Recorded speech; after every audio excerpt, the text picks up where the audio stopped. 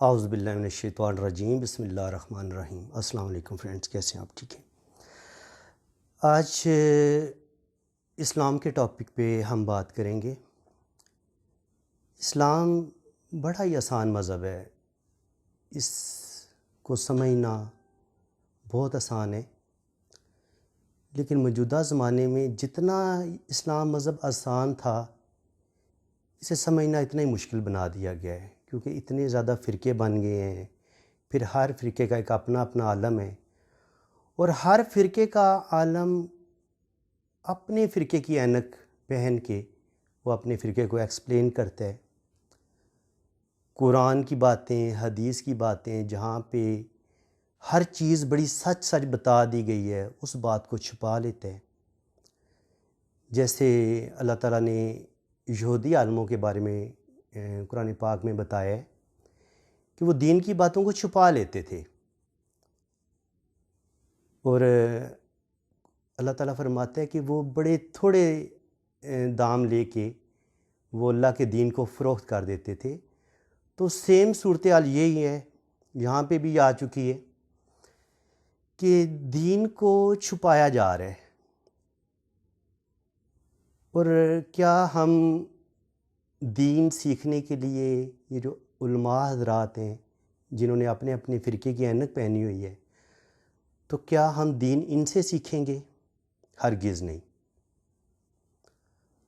اللہ تعالیٰ نے آپ کو عقل عطا کی ہے، اللہ تعالیٰ نے آپ کو حکم دیا ہے کہ آپ علم حاصل کریں، قرآن کو سیکھیں۔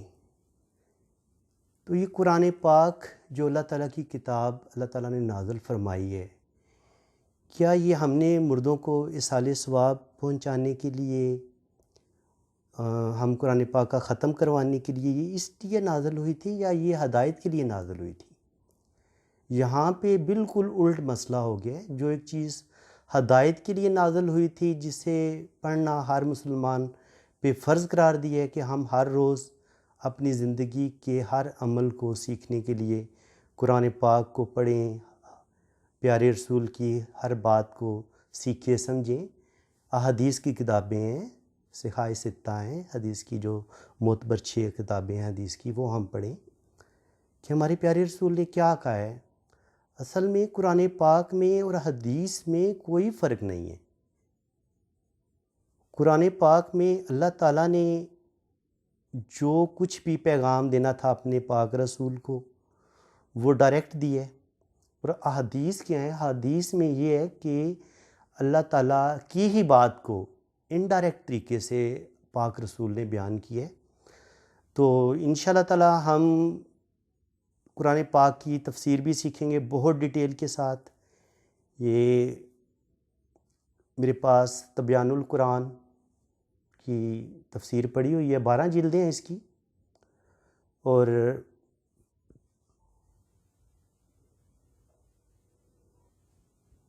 جی تو دوسری جو کتاب ہے وہ ہے مدارجۃ النبوت، یہ شاہ عبدالحق محدث دہلوی نے لکھی ہے۔ یہ اتنی خوبصورت کتاب ہے، اس میں حضور صلی اللہ علیہ وسلم کی زندگی کے ایک ایک دن کے واقعات کو انہوں نے بیان کیا ہے۔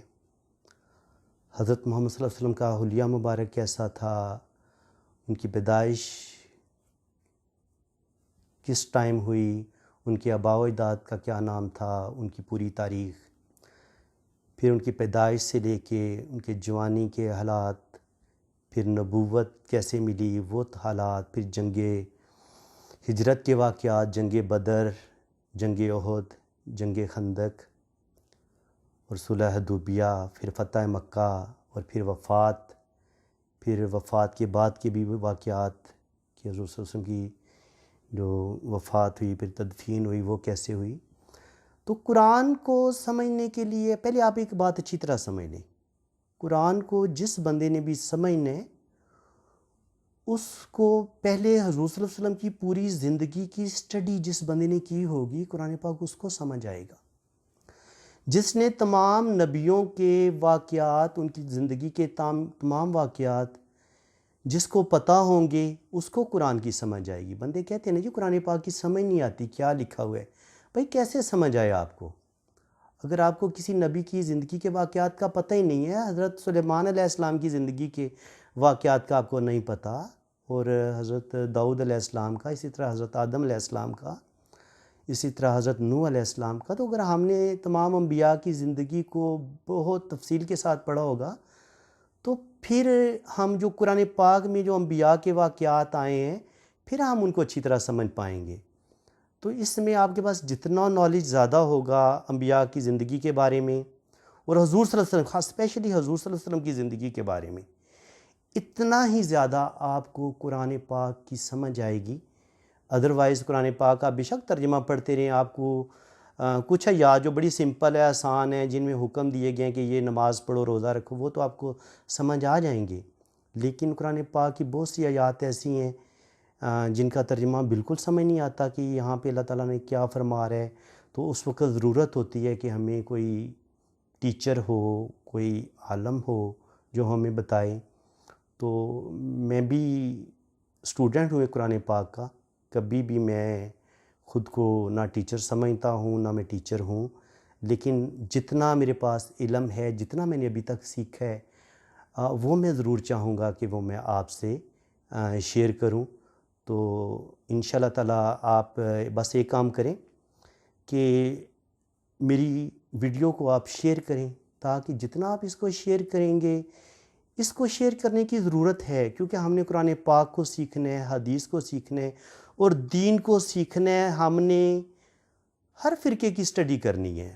ہم نے اہل سنت جو بریلوی حضرات ہیں ان کے دین کو، جو ان کا فرقہ ہے، اس کو بھی سمجھیں گے، اسی طرح اہل تشیع ہیں، شیعہ حضرات ہیں، ان کو بھی سمجھیں گے کہ وہ ان کا موقف کیا ہے اور وہ کس جگہ پہ غلطی پہ ہیں۔ اس طرح وہابی فرقہ ہے، اہل حدیث ہیں، تو یہ کافی فرقے ہیں۔ تو ہم کوشش کریں گے کہ جو ہم وہ چیز سیکھیں، وہ مذہب سیکھیں جو بالکل آسان، جو اللہ تعالیٰ کے پاک نبی نے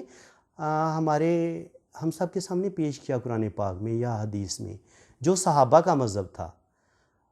صحابہ کا کون سا فرقہ تھا، مجھے یہ بتائیں۔ صحابہ کا کوئی فرقہ نہیں تھا، صحابہ کا سمپل دین اسلام۔ تو ہم نے جب سمپل دین اسلام کی بات کرنی ہے تو ہو سکتا ہے کچھ لوگوں کو بہت تکلیف ہو، تو بہت معذرت کے ساتھ، اہل تشیع بریلوی حضرات کے ساتھ، سب کے ساتھ معذرت کے ساتھ، کہ کسی کی بھی دل آزاری بالکل نہیں کرنی۔ ہاں، جو بات بالکل کلیئر واضح اللہ تعالیٰ کا حکم ہے قرآن کی آیات میں، تو وہ ہم سیکھیں گے انشاءاللہ تعالیٰ۔ جب بات توحید کی آئے گی تو پھر خالص توحید بیان کریں گے نا، کہ اگر مدد مانگنی ہے تو صرف اور صرف اللہ کی ذات سے مدد مانگنی ہے، صرف اور صرف۔ جب ہماری مسلمان ہونے کا جو بیس ہے وہ کلمہ ہے، وہ ہے لا الہ الا اللہ، یعنی کہ کوئی بھی الہ نہیں ہے۔ سب سے پہلے ہم دنیا کے جو خدا ہم اپنے لوگ بنا لیتے ہیں، پہلے ہم نے ان کا انکار کرنا ہے۔ وہ بت بھی ہو سکتے ہیں، وہ پتھر کی قبریں بھی ہو سکتی ہیں، وہ انسان بھی ہو سکتے ہیں جنہیں ہم خدا سمجھنا شروع کر دیں، تو خدا را کسی کو بھی خدا سمجھ کے، یا یہ سمجھنا کہ اس کے پاس خدا جتنی طاقت ہے، یہ سخت ترین شرک ہے، یہ سخت ترین شرک ہے، یہ کفر ہے۔ اب اس بات کی اگر تکلیف ہو بریلوی حضرات کو یا اہل تشیع کو یا اہل حدیث کو، تو کسی کو نہیں ہونی چاہیے۔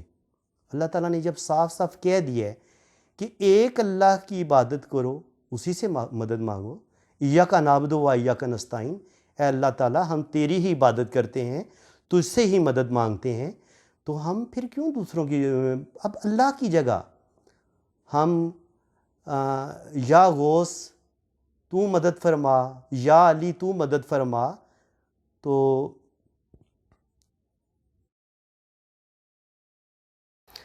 میں بات کر رہا تھا کہ یا علی کہنا، یا غوث کہنا، اور یہ سمجھنا کہ وہ خدا ہیں یا خدا جتنی طاقت رکھتے ہیں، تو یہ شرک ہے۔ غوث اعظم ہوں، حضرت علی کرم اللہ وجہہ ہوں، یا کوئی بھی اللہ کا ولی ہو، رسول ہو، نبی ہو، تو ہم ان کے وسیلہ سے اللہ تعالیٰ سے دعا مانگ سکتے ہیں۔ میں علی کا منکر نہیں ہوں، غوث اعظم کا بھی منکر نہیں ہوں، دونوں کو ماننے والا ہوں کہ دونوں ہی اللہ کے بہت ہی پاک برگزیدہ بندے ہیں۔ اور صحابہ میں سے سب سے زیادہ مجھے محبت حضرت علی سے ہے۔ شیر خدا ہیں وہ، اور وہ ایسے شیر خدا ہیں کہ حضرت علی نے بچپن سے لے کے اپنے بڑھاپے تک جتنی اسلام کی مدد کی ہے، جتنا وہ اسلام کی خاطر لڑے ہیں، جہاں پہ کسی کی ہمت نہیں ہوئی لڑنے کی، جہاں پہ سب باغ کھڑے ہوئے ہیں، وہاں پہ علی نے کھڑے ہو کے رسول کی حفاظت کی ہے، دین اسلام کی حفاظت کی ہے۔ تو میں علی کا منکر نہیں ہوں، علی کی شان کو سمجھتا ہوں۔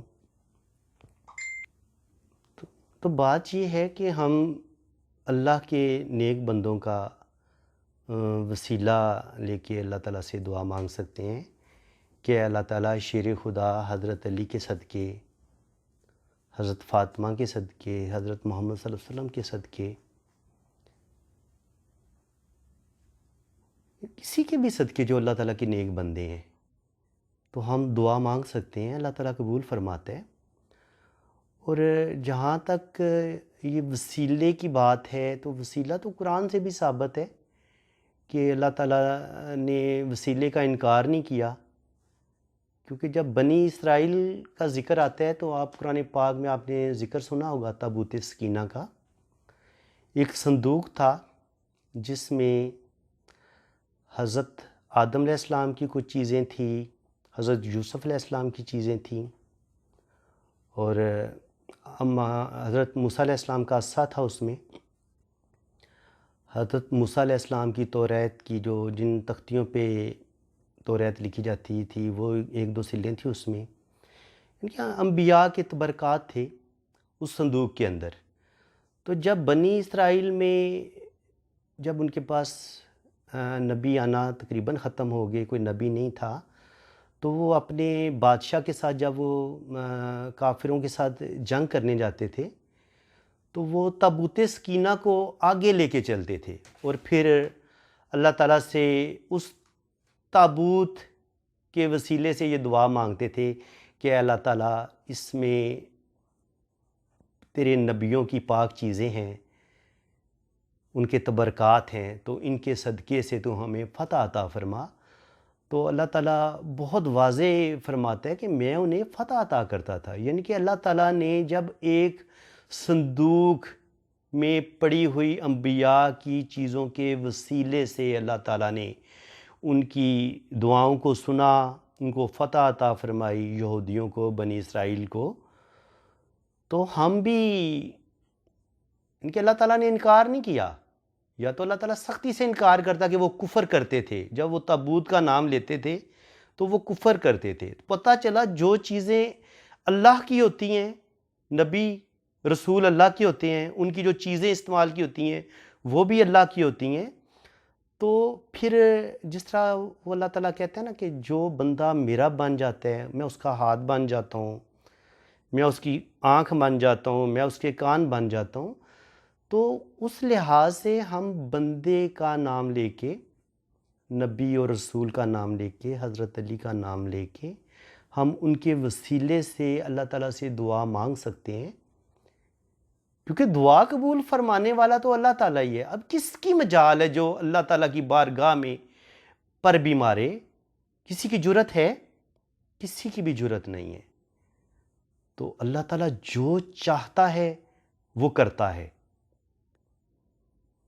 چاہے نبی ہوں، رسول ہوں، اولیاء ہوں، غوث ہوں، کسی کی جرت نہیں ہے کہ رب جو کام نہ کرنا چاہ رہا ہو وہ اسے کروا لیں۔ یہ رب کی اپنی مرضی ہے کہ رب اگر چاہے تو وہ اپنے پاک رسولوں کی بات مانتا ہے، اولیاء کی بات مانتا ہے، غوثوں کی بات مانتا ہے، لیکن چلتی اللہ کی مرضی ہے۔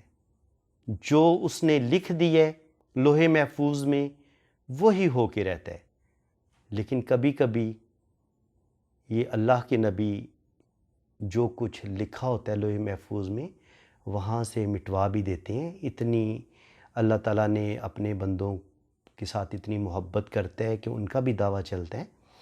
تو آپ جب بھی اللہ تعالیٰ سے دعا مانگیں تو اللہ کے نیک بندوں کے وسیلے سے دعا مانگیں، لیکن کبھی یہ نہ سوچیں کہ یہ اللہ تعالیٰ ہیں یا اللہ تعالیٰ سے زیادہ پاورفل ہیں یا اللہ تعالیٰ کے برابر پاور رکھتے ہیں، کہ یہ تینوں چیزیں آ جاتی ہیں نا۔ وہ اللہ کے نیک بندے مخلوق ہیں لیکن اللہ کی پیاری مخلوق ہیں، یعنی کہ اللہ کو ان کے ساتھ بہت محبت ہے، بہت پیار ہے۔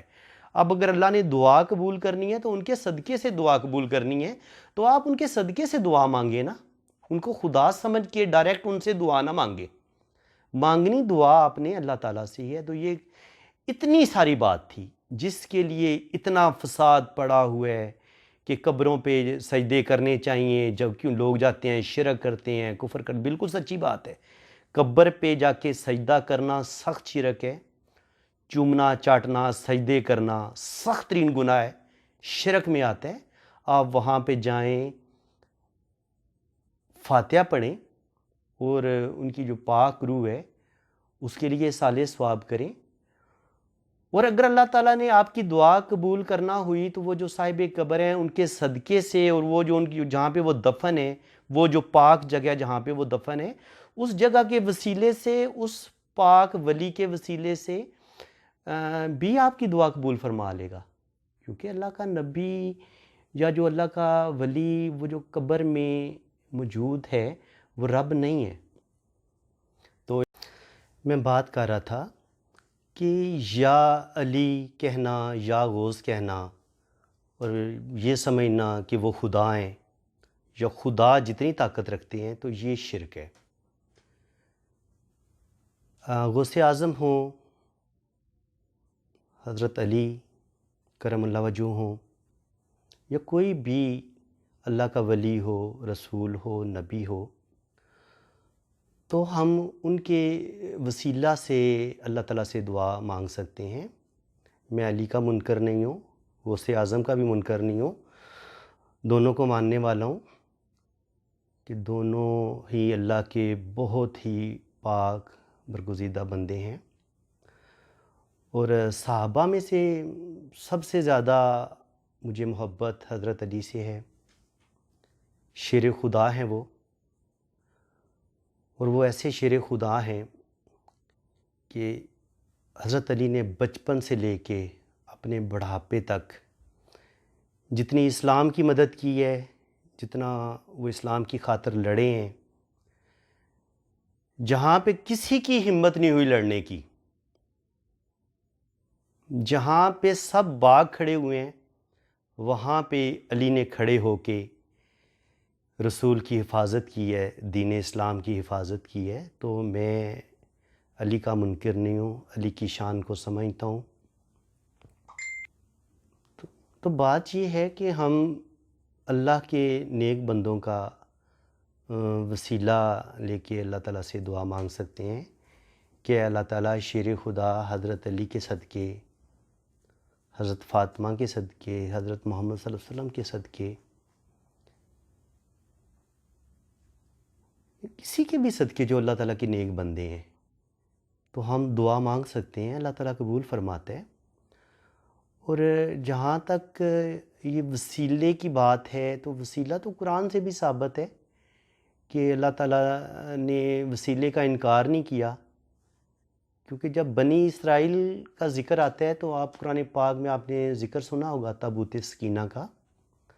ایک صندوق تھا جس میں حضرت آدم علیہ السلام کی کچھ چیزیں تھیں، حضرت یوسف علیہ السلام کی چیزیں تھیں، اور حضرت موسیٰ علیہ السلام کا عصا تھا اس میں۔ حضرت موسیٰ علیہ السلام کی توریت کی جو جن تختیوں پہ توریت لکھی جاتی تھی وہ ایک دو سلیں تھیں اس میں، ان کے انبیاء کے تبرکات تھے اس صندوق کے اندر۔ تو جب بنی اسرائیل میں جب ان کے پاس نبی آنا تقریباً ختم ہو گئے، کوئی نبی نہیں تھا، تو وہ اپنے بادشاہ کے ساتھ جب وہ کافروں کے ساتھ جنگ کرنے جاتے تھے تو وہ تابوت سکینہ کو آگے لے کے چلتے تھے، اور پھر اللہ تعالیٰ سے اس تابوت کے وسیلے سے یہ دعا مانگتے تھے کہ اے اللہ تعالیٰ اس میں تیرے نبیوں کی پاک چیزیں ہیں، ان کے تبرکات ہیں، تو ان کے صدقے سے تو ہمیں فتح عطا فرما۔ تو اللہ تعالیٰ بہت واضح فرماتا ہے کہ میں انہیں فتح عطا کرتا تھا، یعنی کہ اللہ تعالیٰ نے جب ایک صندوق میں پڑی ہوئی انبیاء کی چیزوں کے وسیلے سے اللہ تعالیٰ نے ان کی دعاؤں کو سنا، ان کو فتح عطا فرمائی، یہودیوں کو، بنی اسرائیل کو، تو ہم بھی ان کے اللہ تعالیٰ نے انکار نہیں کیا، یا تو اللہ تعالیٰ سختی سے انکار کرتا کہ وہ کفر کرتے تھے، جب وہ تابوت کا نام لیتے تھے تو وہ کفر کرتے تھے۔ پتہ چلا جو چیزیں اللہ کی ہوتی ہیں، نبی رسول اللہ کے ہوتے ہیں، ان کی جو چیزیں استعمال کی ہوتی ہیں وہ بھی اللہ کی ہوتی ہیں، تو پھر جس طرح وہ اللہ تعالیٰ کہتا ہے نا کہ جو بندہ میرا بن جاتا ہے، میں اس کا ہاتھ بن جاتا ہوں، میں اس کی آنکھ بن جاتا ہوں، میں اس کے کان بن جاتا ہوں، تو اس لحاظ سے ہم بندے کا نام لے کے، نبی اور رسول کا نام لے کے، حضرت علی کا نام لے کے ہم ان کے وسیلے سے اللہ تعالیٰ سے دعا مانگ سکتے ہیں، کیونکہ دعا قبول فرمانے والا تو اللہ تعالیٰ ہی ہے۔ اب کس کی مجال ہے جو اللہ تعالیٰ کی بارگاہ میں پر بھی مارے؟ کسی کی جرت ہے؟ کسی کی بھی جرت نہیں ہے۔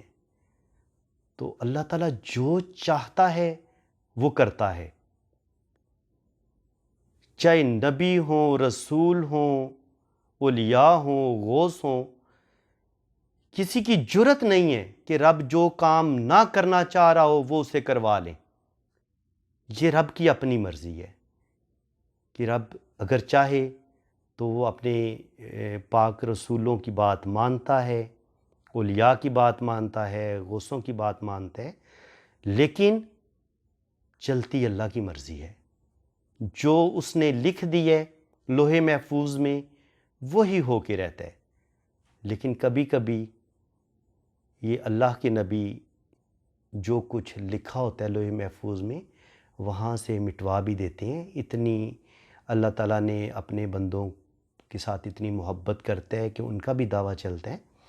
تو آپ جب بھی اللہ تعالیٰ سے دعا مانگے تو اللہ کے نیک بندوں کے وسیلے سے دعا مانگیں، لیکن کبھی یہ نہ سوچیں کہ یہ اللہ تعالیٰ ہیں یا اللہ تعالیٰ سے زیادہ پاورفل ہیں یا اللہ تعالیٰ کے برابر پاور رکھتے ہیں، کہ یہ تینوں چیزیں آ جاتی ہیں نا۔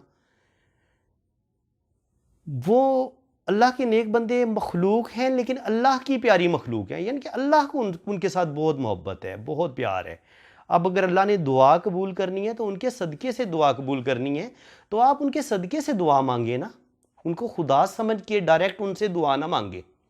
مانگنی دعا آپ نے اللہ تعالیٰ سے ہی ہے۔ تو یہ اتنی ساری بات تھی جس کے لیے اتنا فساد پڑا ہوا ہے کہ قبروں پہ سجدے کرنے چاہیے، جب کیوں لوگ جاتے ہیں شرک کرتے ہیں، کفر کرتے، بالکل سچی بات ہے۔ قبر پہ جا کے سجدہ کرنا سخت شرک ہے، چومنا، چاٹنا، سجدے کرنا سخت ترین گناہ ہے، شرک میں آتا ہے۔ آپ وہاں پہ جائیں، فاتحہ پڑھیں اور ان کی جو پاک روح ہے اس کے لیے صالح ثواب کریں، اور اگر اللہ تعالیٰ نے آپ کی دعا قبول کرنا ہوئی تو وہ جو صاحب قبر ہیں ان کے صدقے سے، اور وہ جو ان کی جہاں پہ وہ دفن ہے، وہ جو پاک جگہ جہاں پہ وہ دفن ہے، اس جگہ کے وسیلے سے، اس پاک ولی کے وسیلے سے بھی آپ کی دعا قبول فرما لے گا، کیونکہ اللہ کا نبی یا جو اللہ کا ولی وہ جو قبر میں موجود ہے وہ رب نہیں ہے۔ تو اللہ کے پاک نبی حضرت محمد صلی اللہ علیہ وسلم نے ہمیں خود جو دعا مانگنے کا طریقہ بتایا ہے، اس میں یہ بتایا کہ آپ خوش و خضوع کے ساتھ اللہ تعالیٰ سے سجدے میں دعا مانگیں، اور دعا مانگنے کے بعد آپ دعا مانگنے سے پہلے بھی آپ درود ابراہیمی پڑھیں۔ تو آپ اللہ تعالیٰ فرماتا ہے کہ آپ درود کے وسیلے سے جب آپ دعا مانگتے ہیں نا تو وہ سیدھی آسمان پہ جاتی ہے اور سیدھی اللہ تعالیٰ کے پاس، رستے میں کوئی رکاوٹ نہیں ہوتی. یعنی کہ اگر آپ درود کے بغیر آپ دعا مانگتے ہیں تو وہ آسمانوں پہ معلق رہتی ہے، لٹکی رہتی ہے، اللہ تعالیٰ کے پاس نہیں پہنچتی. تو یہ بات آپ اچھی طرح سمجھ لیں. درود ابراہیمی ایک سٹیمپ ہے، ایک مہر ہے. آپ سمجھ لیں کہ ٹکٹ لگ جاتا ہے دعا پہ کہ اب کوئی رکاوٹ نہیں ہے، وہ سیدھی اللہ تعالیٰ کے پاس جاتی ہے. تو آپ درود ابراہیمی جو ہم نماز میں درود پڑھتے ہیں وہ پڑھیں.